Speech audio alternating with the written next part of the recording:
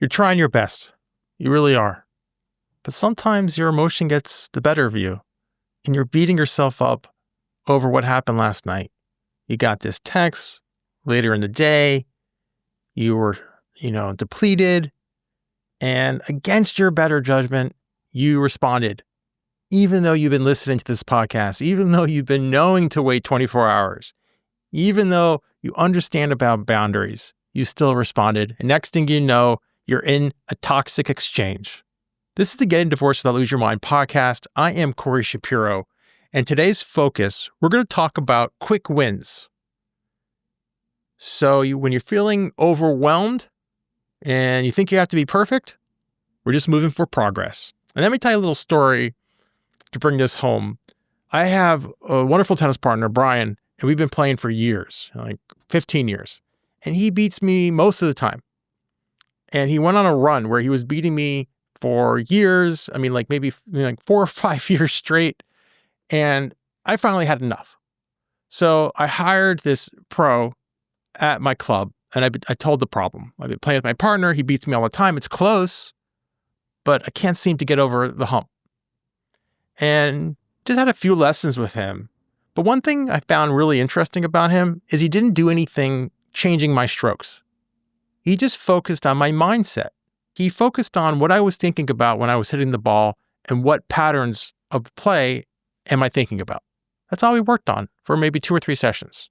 And just with that guidance, after a few months, so I could internalize it, I beat my partner for the first time in years. And that was a good day. So let me put my lawyer hat on, where you're looking for some quick wins and you think you have to be perfect and you think you have to change everything. You don't. You have to just make small changes, right? And that's what I want you to think about. Because I think when you're in a divorce or any, stressful situation, the way I compare it to is sort of being like with your phone, where it's the end of the day and you don't have any battery left. And the longer you're in this process, the older your phone is, the less fresh your battery is, and the shorter amount of the day your phone has capacity to perform at its best, right? And sometimes after a while, you're going to have to put it on low power mode, or you're going to have to charge it, midday. And I think that's where we are when we're in a divorce. So I'm going to try to give you greater capacity so you can be more fresh the next day. So let me give you some 3 quick wins to think about just to changing your mindset.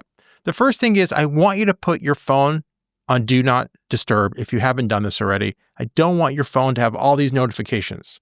It's going to sap your energy. Don't want you to do that. If you want to have, your children or VIPs having access to you, you can do that. That's fine. But no one else. All right, so do not disturb on your phone. If you're getting bombarded by texts or email notifications, you're sapping your energy, and you need that energy to focus in your divorce and give to your kids or to your work, to your life. It's harder now. Lots going on. Second thing I want you to think about is this idea of a vision. I want you to think about where you want to be in your life 10 years from now. This is the early work I do with my clients.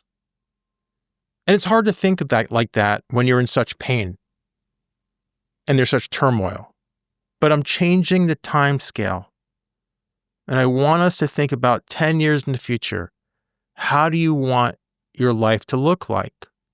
What do you want your relationship like with your kids? How do you want your kids to think about the divorce that you're going through?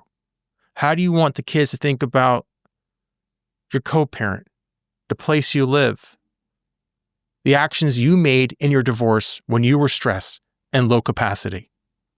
Think about that. And I think if you bring it back to the present, what are things I can do now to get to that point, it's going to change your perspective of what to do.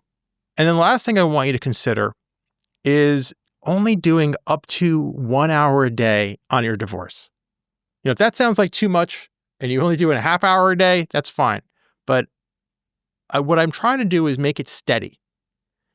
I practice piano and I have a lesson weekly.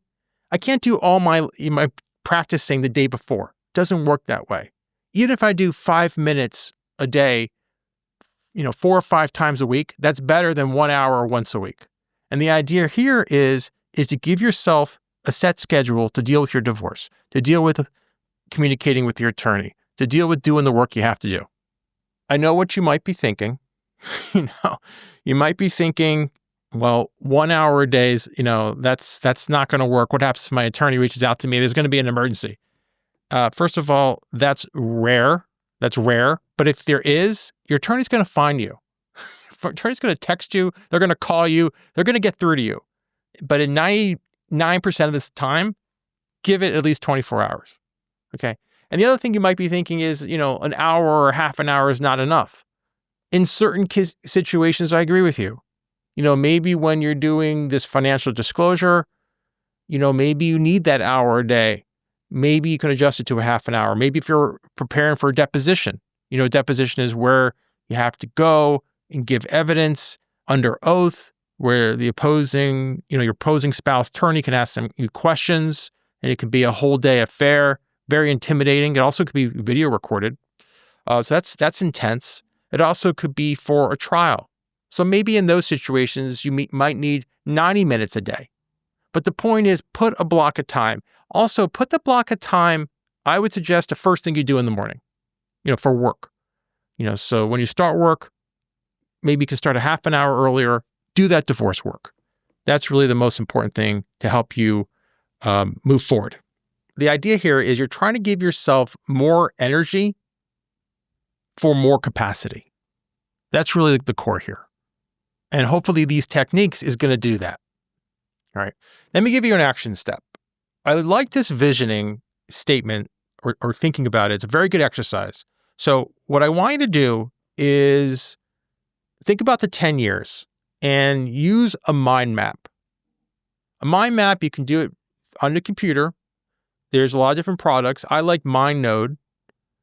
But basically the idea is you're going to put your 10-year vision. So put the date is going to be in 10 years and how old you're going to be in 10 years in the middle. And then just have branches out. You could also do this on a piece of paper.